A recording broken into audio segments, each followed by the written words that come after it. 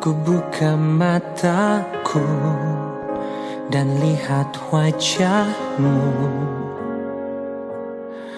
Ku terkagum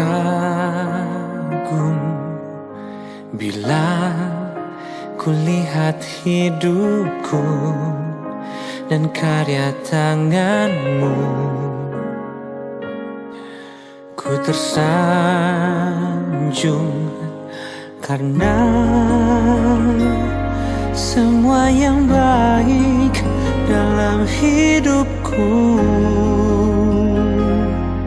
itulah karyamu. Kau beri kesempatan yang baru dan ku ingin mengenalmu, Tuhan, lebih dalam dari semua yang ku kenal. Selama misa berlangsung, handphone atau alat komunikasi lain mohon dinonaktifkan. Yang boleh mengambil foto hanya petugas dokumentasi yang telah ditunjuk oleh panitia. Mohon perhatian bagi para calon penerima krisma. Dalam buku panduan halaman 12, pada saat pemberkatan krisma, waktu gladi bersih kemarin, ketika Bapak Uskup menyampaikan, menyebut nama, terimalah tanda kurnia Roh Kudus, jawaban amin. Wartakan kasih dan damai Kristus, jawaban terima kasih. Tetapi nanti keduanya menjawab amin. Jadi pada saat disebut namanya, kemudian Bapak Uskup, misalnya Maria, terimalah tanda kurnia Roh Kudus, amin. Wartakan kasih dan damai Kristus, amin. Jadi keduanya menjawab amin. Jadi mohon perhatian bagi para penerima krisma, kedua-duanya menjawab amin.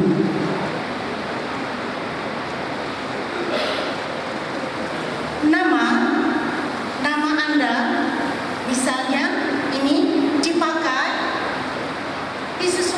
disesuaikan jarak tangan. Seandainya di sini agak turun, seandainya namanya agak turun, agak atas. Jadi diusahakan Bapak Uskup bisa membaca nama Anda dengan mudah. Jadi nanti dilihat kalau nama name tag-nya terlalu tinggi, tangan agak ke bawah. Kalau name tag terlalu rendah, tangan agak ke atas, sehingga Bapak Uskup bisa membaca nama Anda dengan mudah.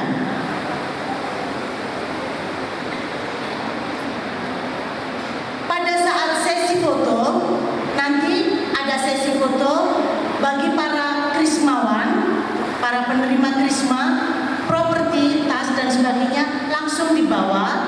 Nanti selesai foto langsung keluar, jadi tidak kembali ke tempat duduk untuk mengambil barang-barangnya.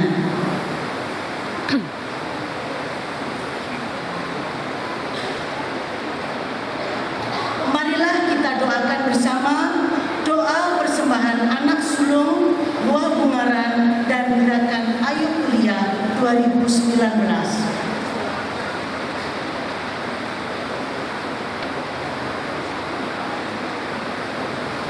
Dalam nama Bapa dan Putra dan Roh Kudus, amin. Allah Tritunggal Maha Kudus, kami bersyukur karena kami mengakhiri tahun retret agung tahun lalu dan kini memasuki tahun kedua arah dasar keuskupan dengan persembahan anak sulung Buah Bungaran dan Gerakan Ayo Kuliah sebagai rangkaian untuk mewujudkan cita-cita perpas gelar ketiga sakramen keselamatan bagi semua orang. Allah Bapa Maha Kasih, sebagaimana umat Israel yang telah Engkau bebaskan dari perbudakan Mesir bersyukur kepadamu, demikian juga kami yang telah Engkau bebaskan dari perhambaan dosa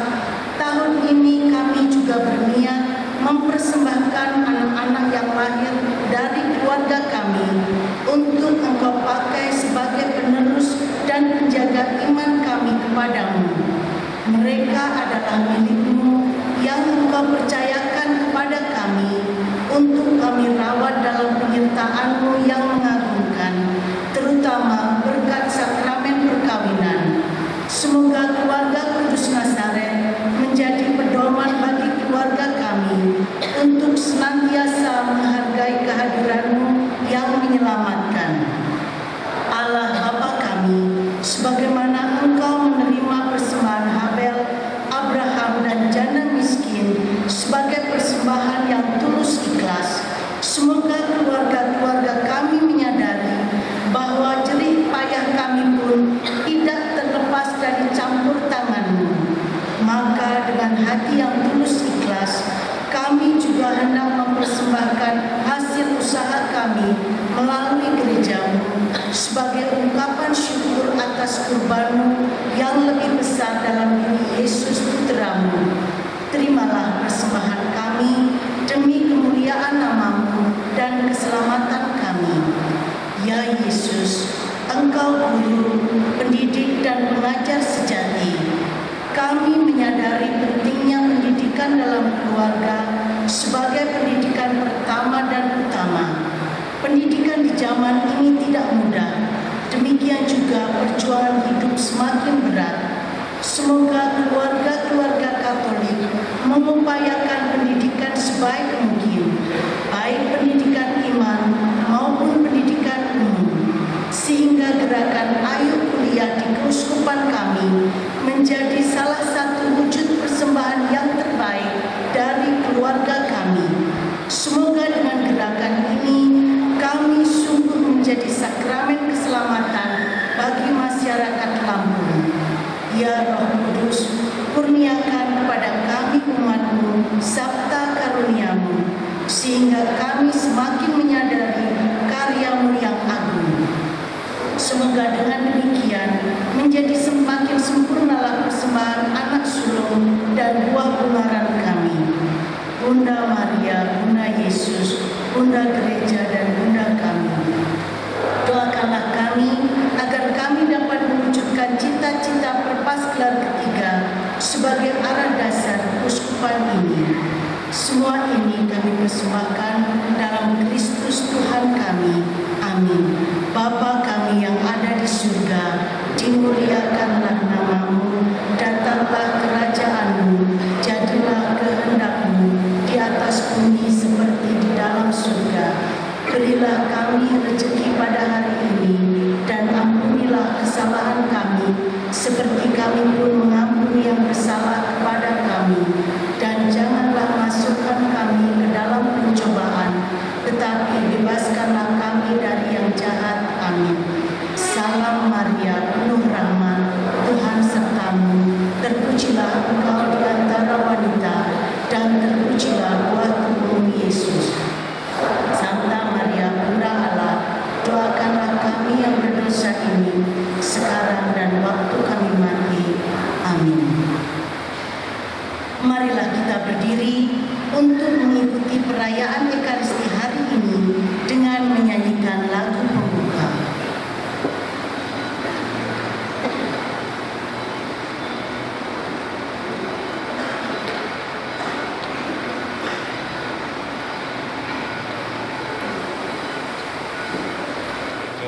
Gereja Katolik, dan dengan demikian dianggap dewasa dalam iman yang mengandung konsekuensi ikut bertanggung jawab menghidupi gereja kita dalam pengertian seperti dalam keluarga. Mereka tidak lagi menjadi kanak-kanak atau anak-anak yang menggantungkan diri pada orang tuanya, yang harus dibimbing, disuruh-suruh, diajar-ajari untuk menjadi santun, menjadi orang yang baik, menjadi yang mengharumkan nama keluarga. Tetapi dengan sendirinya seorang dewasa bertanggung jawab, ikut serta menjaga nama baik keluarga, mengharumkan dan membanggakan, termasuk tentu saja menghidupi dapur supaya tetap ngebul.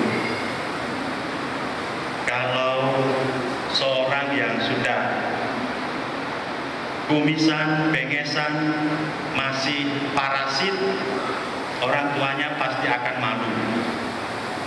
Demikian halnya dewasa dalam iman, kalau orang-orang ini masih tetap akan berlaku sebagai orang-orang non-Katolik, kita semua juga akan malu. Gereja akan mendapatkan stigma yang buruk. Karena itu maka bukan hanya ketika dipermandikan atau bahkan setelah mereka dipermandikan, mereka adalah para misionaris yang harus menghadirkan kerajaan Allah, mewartakan Kristus Sang Penebus. Apalagi setelah dihidupi dengan nutrisi rohani Ekaristi, Kristus manjing, melekat, meresap dalam tubuh dan darah kita, dan kini dikuatkan dengan karunia Roh Kudus. Mereka adalah rasul-rasul Tuhan yang menghadirkan kerajaan Allah secara nyata melalui tingkah laku dan perbuatan yang benar. Kita mengawali perayaan ini dengan menyanyikan kemuliaan. Kemuliaan kepada Allah di surga.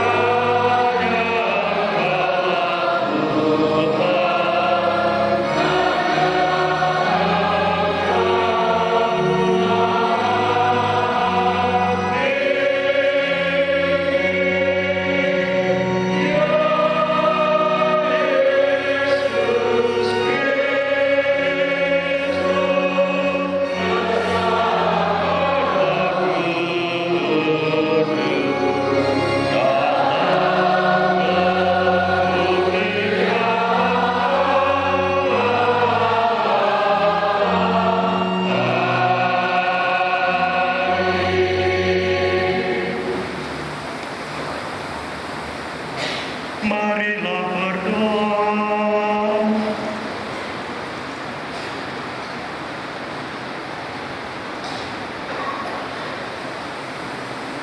Allah Bapa kami yang Maha Baik, kami bersyukur atas iman yang telah Kau anugerahkan kepada kami. Kami mohon semoga iman kami itu semakin berkembang dan berbuah secara nyata dalam cinta kasih kepadamu dan kepada sesama kami. Kami bersyukur kepadamu atas semua orang yang telah ambil bagian menanamkan iman itu kepada kami. Kami bersyukur kepadamu dan memohon agar kami dapat menghidupi iman itu secara pantas sebagai anak-anak-Mu yang seharusnya hidup di hadirat-Mu, karena Engkau juga tidak pernah absen dari kehidupan kami. Semoga kami dapat mewartakan iman itu kepada generasi seluruh kami, sehingga sebanyak mungkin orang akan menjadi Kau selamatkan. Demi Yesus Kristus, Putra-Mu, Tuhan dan pengantara kami, yang bersama dengan Dikau dan Roh Kudus Allah yang tunggal, kini dan sepanjang masa.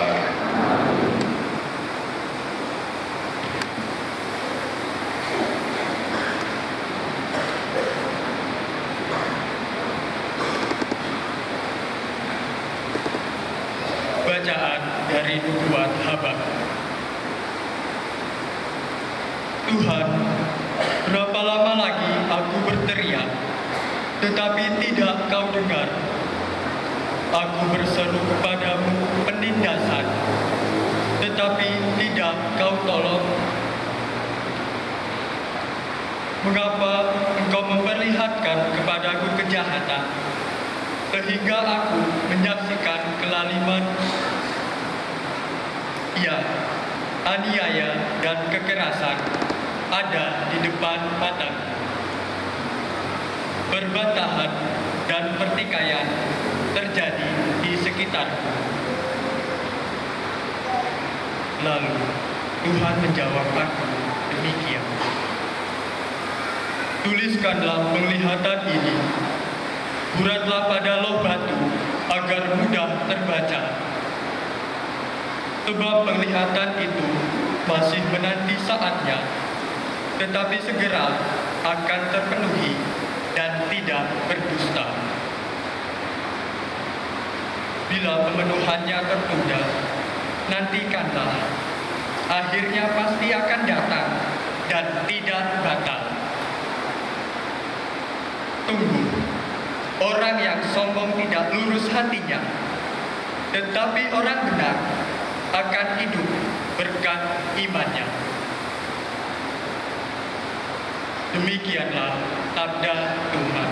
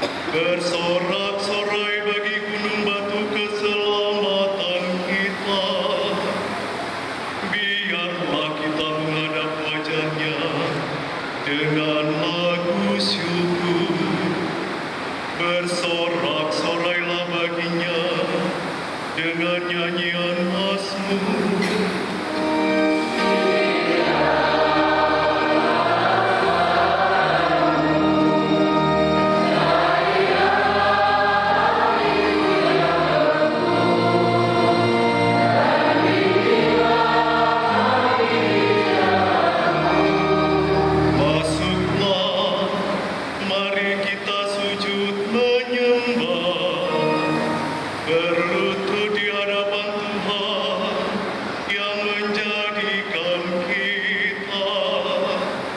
sebab Dialah Allah kita. Kita ini umat gembalaannya, serta kawanan dombanya.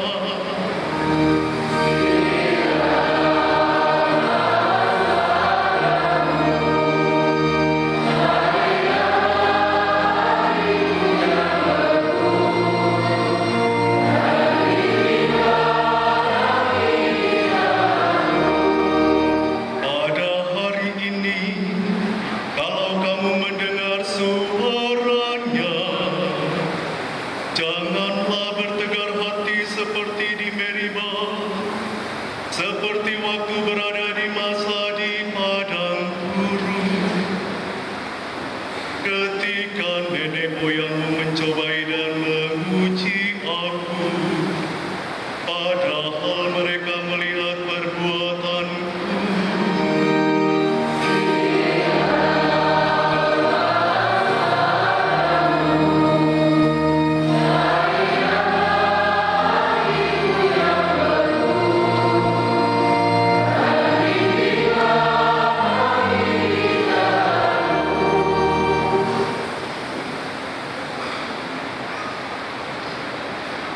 Bacaan dari surat kedua Rasul Paulus kepada Timotius. Saudaraku terkasih, aku memperingatkan engkau untuk mengorbankan karunia Allah yang ada padamu berkat penumpangan tanganku. Sebab Allah memberi kita bukan roh ketakutan, melainkan roh yang membangkitkan kekuatan, kasih, dan ketertiban.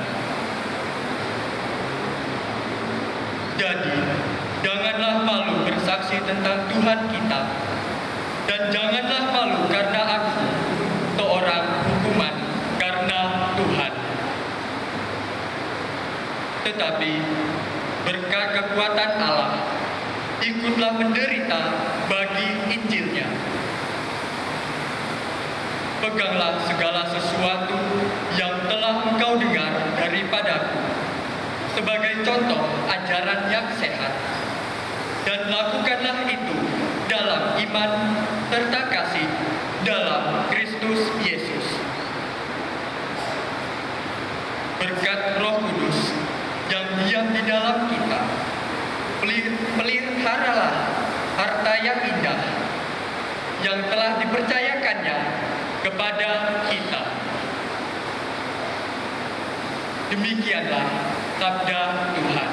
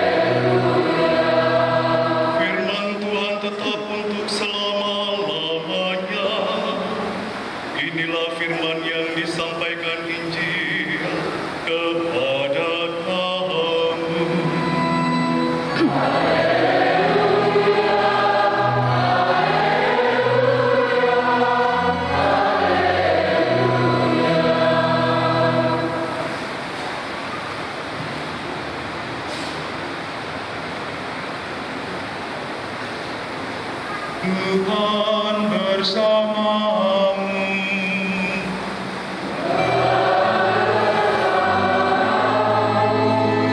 Inilah Injil Yesus Kristus menurut Lukas.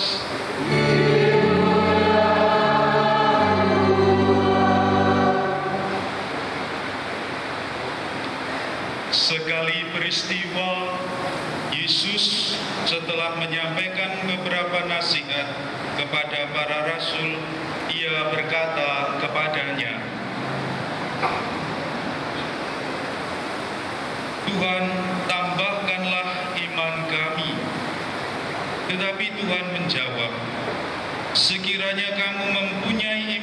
sekecil biji sesawi saja, kamu dapat berkata kepada pohon ara ini, tercabutlah engkau dan tertanamlah di dalam laut, dan pohon itu akan taat kepadamu.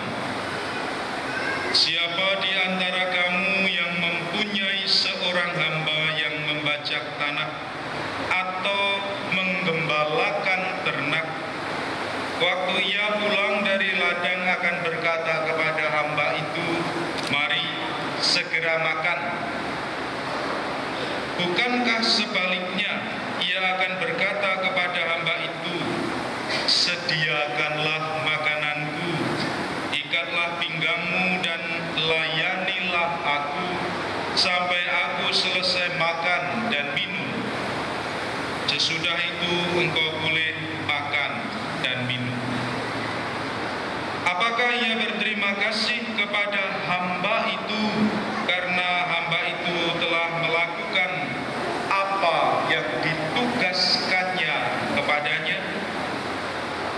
Demikian jugalah kamu, apabila kamu telah melakukan segala sesuatu yang ditugaskan kepadamu, hendaklah kamu berkata, kami ini hamba-hamba yang tidak berguna. Kami hanya melakukan apa yang harus kami lakukan.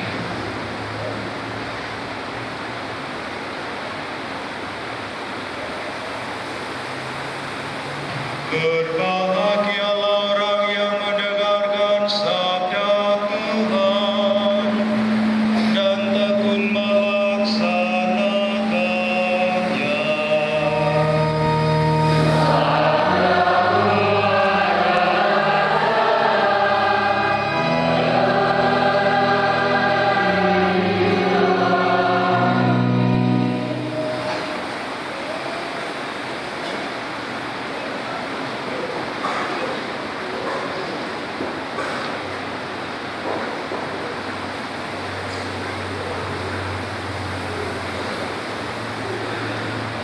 Jadi janganlah malu bersaksi tentang Tuhan kita, dan janganlah malu bersaksi karena aku seorang hukuman karena Tuhan. Tetapi berkat kekuatan Allah, ikutlah menderita bagi Injilnya. Peganglah segala sesuatu yang telah engkau dengar daripadaku sebagai contoh ajaran yang sehat. Kita mendengar nasihat Santo Paulus tadi dalam bacaan yang kedua, agar kita mempraktekkan iman kita untuk tidak tinggal dalam teori saja, tetapi praktis dalam kehidupan sehari-hari harus dijalankan. Renungan saya awali dengan cerita kecil ini. Ada seorang uskup yang sangat baik meninggal dunia. Pasti bukan Monsinyur Harun, karena saya masih di sini. Karena sangat baik, maka perayaan perkabungan itu berhari-hari. Jangankan uskup, apalagi uskup yang baik, imam atau suster atau para biniskup kita yang terkenal, kita juga melakukan perkabungan, dan perkabungan itu tidak hanya sebentar, bisa berhari-hari.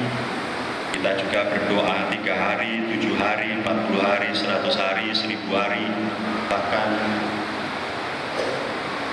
terus-menerus setiap kali hari keblaknya kita memberikan intensi misa untuk mendoakan. Uskup yang sangat baik itu setelah hari-hari perkabungan lewat, ditunggu di surga, tidak datang-datang. Padahal setelah kematian itu kan hanya ada 3 tempat. di surga. Terus di mana lagi? Kalau tidak di surga ya di neraka atau di api pencucian. Yesus bertanya kepada Petrus, "Petrus, Bapak Uskup yang mati itu kok tidak sampai-sampai pada hari kandungan sudah lewat?" "Uskup yang mana?" kata Petrus. "Loh, kamu itu kan penjaga pintu gerbang surga. Sudah lama tidak ada uskup yang lewat sini. Kalau pastor, suster banyak," katanya. "Coba cari. Surga seluas ini mau mencari bagaimana? Tanya Roh Kudus." Roh Kudus kan pasti dapat dengan mudah menemukan. Roh Kudus yang ditanya minta bantuannya juga tidak menemukan uskup yang sangat baik itu ada di surga. Jangan-jangan di api pencucian. Masa uskup di api pencucian? Coba cari di sana. Di sana pun tidak ditemukan. Tinggal satu tempat. Dan Yesus mulai malu. Masa uskup pilihan saya ada di neraka? Maka Petrus telepon Lucifer. "Hai bro, apakah ada uskup yang kesasar ke situ?" "Uskup? Kamu itu main-main ya? Masa uskup sini?" "Ada orang yang baru meninggal, ciri-cirinya begini, dan tidak ada di surga, tidak ada di api pencucian." Dan Lucifer mengatakan, "Oh itu, ya betul ada di sini." Mampus kita.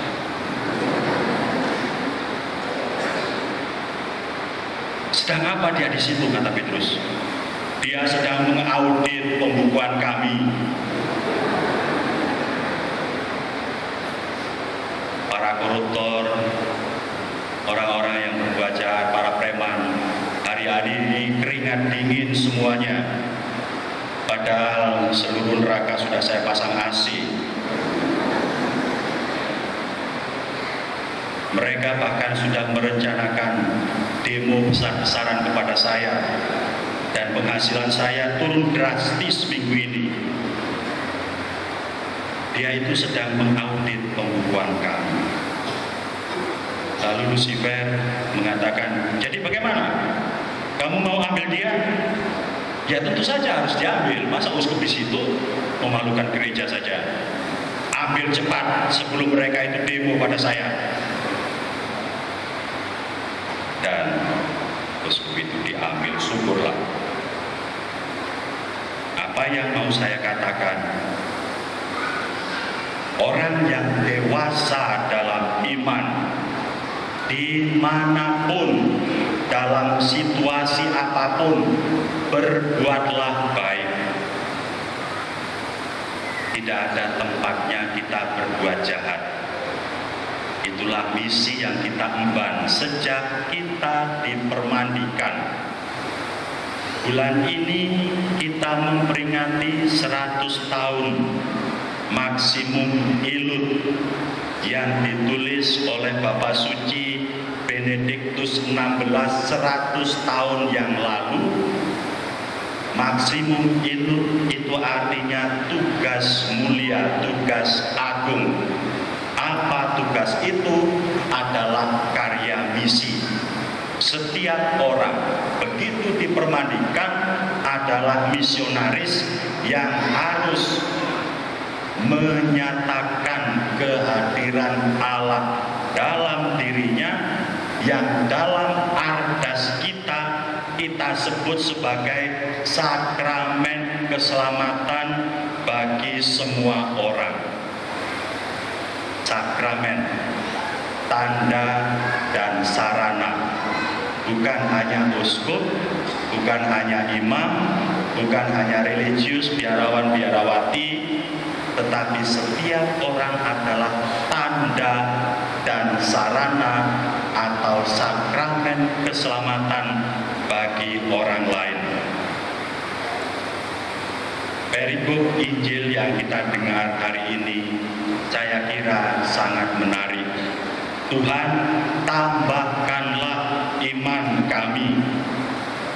Itu doa yang jujur saja kita lakukan setiap hari. Tuhan, tolong tambahkanlah tabungan di rekening kami. Tuhan, tambahkanlah rezeki, tambahkanlah kemudahan kesejahteraan. Tuhan, tolonglah agar kami dapat pekerjaan yang lebih bagus. Tuhan, tolonglah agar anak-anak kami sukses. Dan seterusnya, dan seterusnya. Kita kurang pede kalau tidak mempunyai jumlah barang-barang yang lengkap. Kita tidak pede, percaya diri kalau tidak seperti tetangga kita yang serba kecukupan. Yesus menjawab, kalau kamu mempunyai iman sebesar biji sesawi saja, kamu bisa berkata kepada pohon ini, dan dia akan terbantun ke laut. Tidak pernah Yesus memberikan definisi tentang iman kecuali dalam perikop ini. Di sini Yesus mengajarkan dengan jelas bahwa iman itu adalah penerimaan akan Yesus secara bulat, tanpa syarat, tanpa kata tetapi, tanpa ragu-ragu. Bulat, sepenuh hati, pasrah, bongkoan. Beriman berarti memberi jawaban ya, tanpa ragu-ragu atas panggilan Tuhan. Paulus memberikan nasihat yang tepat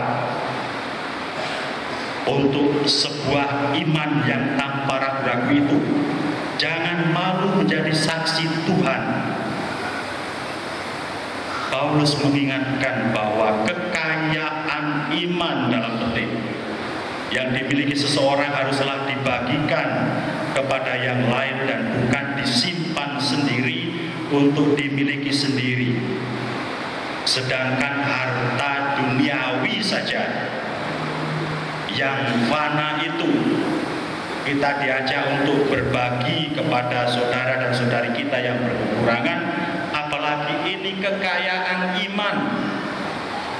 Di sini kita diajak untuk concern terhadap kualitas dan bukan kuantitas, jumlah banyaknya itu kuantitas, tetapi diajak untuk concern terhadap kualitas, bagaimana kita menghidupi hidup kita itu, dan bukan concern terhadap hal-hal yang fana. Dengan kata lain, jangan takut menjadi saksi kebenaran, kendati pun seperti dalam cerita saya tadi, dalam situasi yang sangat sulit, dalam kehidupan yang sangat berat. Di neraka kurang berat apa? Tetapi uskup yang sangat baik itu berbuat baik dan bukan tergerus oleh arus zaman, ikut-ikutan berbuat tidak baik seperti yang saya sebutkan. Di situ ada para preman, ada para koruptor yang keringat dingin karena diaudit oleh uskup yang baik pembukuan neraka itu. Beriman yang berkualitas berarti penerimaan sepenuh hati atas undangan Yesus, adalah beriman yang disemangati oleh spiritualitas hamba. Setelah kamu berbuat ini dan itu, katakanlah kepada dirimu sendiri, aku ini hamba yang tidak berguna. Ingatlah, orang-orang kecil, orang-orang sederhana, mereka taat melakukan tugas yang diberikan oleh tuannya. Pun dalam Injil tadi dikatakan, pun kalau tuannya tidak mengucapkan terima kasih, hamba sudah capek pergi dari ladang, sediakan dulu makan untuk saya. Dan hamba dan tuan itu tidak mengajaknya, mari makan bersama-sama. Setelah tuan itu kenyang, baru bereskan semuanya ini. Dan tidak disuruhnya hamba itu, silakan kamu ikut makan dari sisa-sisa yang saya tinggalkan. Tidak juga. Orang sederhana, mereka taat melakukan tugas yang diberikan oleh tuannya. Pun kalau tuannya tidak mengucapkan terima kasih. Kalau manusia terhadap manusia lain dapat berbuat seperti itu, maka begitulah seharusnya kita manusia terhadap Allah. Apalagi menjadi hamba Allah itu bukan suatu perendahan martabat, melainkan pemuliaan jati diri manusia, suatu kehormatan. Bukankah Allah tidak harus menciptakan kita? Siapa yang dapat memaksa Allah? Tuhan, lahirkan saya di keluarga itu, di kota itu, di budaya itu, dalam etnis itu, dan seterusnya. Tidak ada seorang pun dapat memerintah atau meminta, pun tidak seorang pun dapat berdoa kepada Allah supaya saya dilahirkan dalam keluarga ini dan itu, di kota ini dan itu, dalam bangsa ini dan itu, di benua ini dan itu. Orang tua kita juga tidak bisa meminta kepada kita supaya itu menjadi anak kami. Itu yang mana? Kita lahir ke dunia dalam keluarga kita masing-masing, dalam budaya kita masing-masing, semata karena Allah menghendaki kita lahir di dunia ini. Maka jangan menghina mereka, entah pun yang bermata sipit atau berambut keriting atau berkulit hitam, atau yang kurang ini dan kurang itu, yang tidak seperti saya misalnya, begitu gagah. Karena menghina orang lain berarti menghina Allah sendiri. Sekali lagi, bukankah Allah tidak harus menciptakan kita, tidak harus memilih kita, tidak harus memanggil dan menggunakan kita? Bukankah Allah bisa menciptakan, memilih, memanggil dan menggunakan orang lain? Tetapi ternyata Allah memanggil kita. Ternyata bukan tetangga kita yang menjadi Kristen atau Katolik. Ternyata kita. Ternyata Allah memanggil kita. Dan bukankah ini suatu kehormatan, privilege? Jadi menghayati Injil untuk rohaniwan-rohaniwati, biarawan-biarawati, melaksanakan kebenaran untuk kita semua, hidup adil, jujur, benar, tidak ikut arus koruptif, membela kaum lemah, tidak lari dari penderitaan, menjadi saksi dan berani menderita demi Kristus adalah privilege, adalah kehormatan di mata Allah.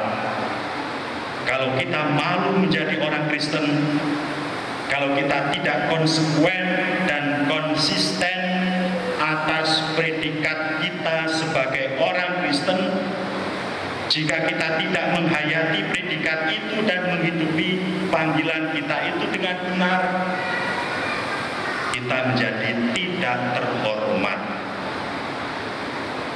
di mata Allah, tetapi juga di mata manusia. Lihatlah orang Katolik itu, katanya Katolik, kok seperti itu? Karena itu saudara dan saudari yang terkasih, sebagai hamba pun kita harus lebih merendahkan diri lagi Jangan cepat-cepat berangan-angan tentang upah 100 kali lipat. Pun kalau itu ada teks dalam Injil, jika kamu telah mengikuti aku, kamu akan memperoleh 100 kali lipat, 60 kali lipat, 30 kali lipat. Jangan langsung berangan-angan mengenai upah entah berapapun kali lipatnya. Ketika kita sudah menjadi anak-anak Allah, melainkan kita ini hamba yang tidak berguna. Maksudnya, bekerjalah lebih dahulu. Buktikan dulu bahwa diri kita itu bermutu, berkualitas. Buktikan dulu bahwa kita itu setia sebagai anak-anak Allah, sungguh hidup di hadirat Allah. Sebab Allah tak pernah absen sedetik pun dari kehidupan kita. Maka kita setiap saat dimanapun dalam terang dan gelap, kita sesungguhnya hidup di hadirat Allah. Tidak bisa bersembunyi dari Allah. Buktikan dulu bahwa kita hidup bermutu. Tak akan lari gunung dikejar. Upah itu tidak akan kemana-mana, akan datang dengan sendirinya. Kalau Anda sekalian punya iman sebesar biji sesawi saja, jangankan upah 100 kali lipat, pohon ara pun bisa terbantun ke laut. Dalam Injil kita dengar hari ini. Marilah menjadi hamba yang setia, menjadi saksi Kristus tanpa kenal lelah, tanpa kenal putus asa. Dalam situasi hidup kita apapun, jangan hanya duduk menyesali diri atas masa lampau yang tak sempurna, atas keluarga kita yang tidak ideal, atas pekerjaan yang tidak sesuai dengan impian kita masa lalu.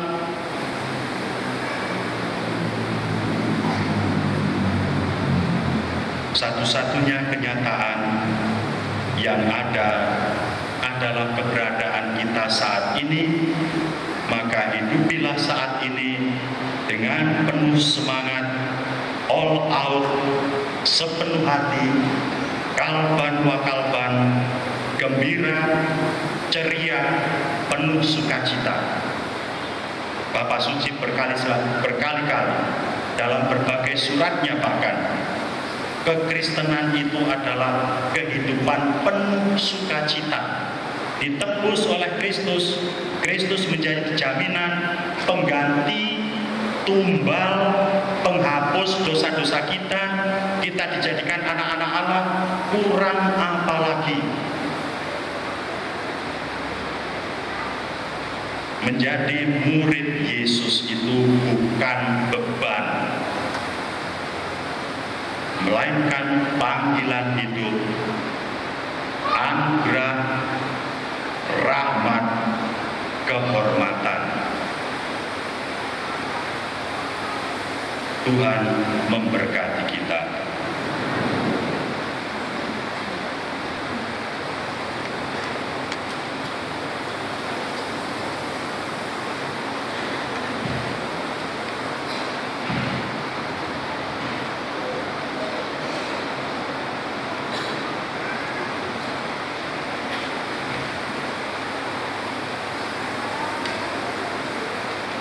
Yang mulia Bapak Uskup Monsinyur Yohanes Harun,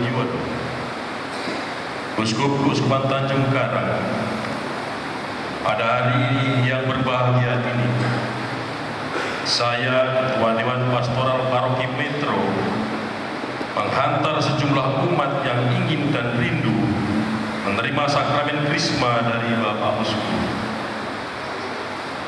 Mereka telah dipersiapkan dengan baik sesuai dengan tata ajaran iman kita, dan menurut hemat kami, mereka pantas menerima sakramen Krisma sebagai pemenuhan inisiasi.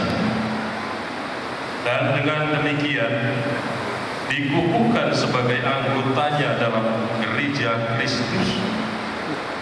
Maka kami mohon dengan rendah hati, sudilah Bapak Uskup dalam upacara agung ini menerimakan sakramen Krisma kepada mereka.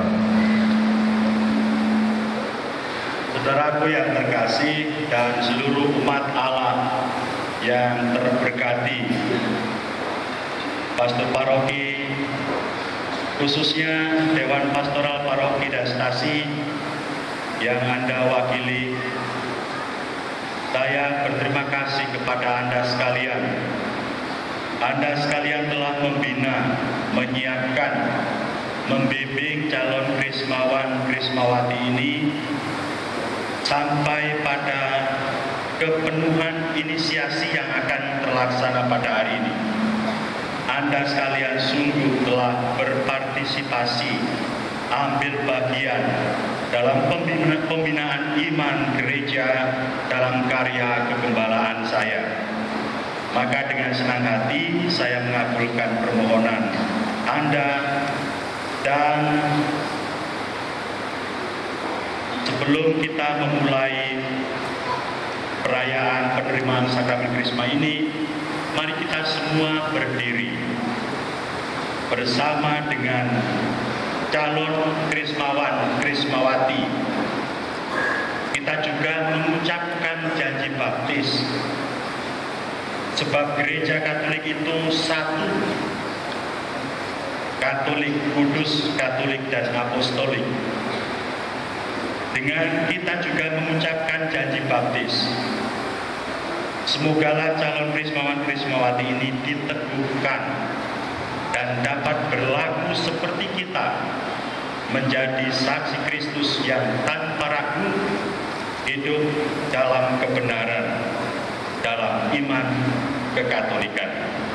Oleh karena itu, saudara dan saudari sekalian, jawablah pertanyaan-pertanyaan saya. Apakah Anda sekalian menolak setan, segala perbuatan dan tipu muslihatnya? Ya. Percayakah Anda sekalian akan Allah Bapa yang Maha Kuasa, pencipta langit dan bumi? Ya. Percaya. Percayakah Anda akan Yesus Kristus, putranya yang tunggal Tuhan kita, yang dilahirkan oleh perawan Maria, yang menderita sengsara, wafat dan dimakamkan, yang bangkit dari alam maut dan duduk di sisi kanan Bapa? Ya. Percaya. Percayakah Anda sekalian akan Roh Kudus Tuhan yang menghidupkan, yang pada hari ini dalam sakramen Krisma akan dianugerahkan pada calon Krismawan Krismawati secara istimewa, seperti dahulu dianugerahkan kepada para rasul pada hari Pentakosta? Ya. Percayakah Anda sekalian akan gereja Katolik yang kudus, persekutuan para kudus, pengampunan dosa, kebangkitan badan, dan kehidupan kekal? Ya. Saya percaya. Inilah iman kita. Inilah iman gereja kita yang kita akui dengan bangga dalam Kristus Yesus Tuhan kita. Amin.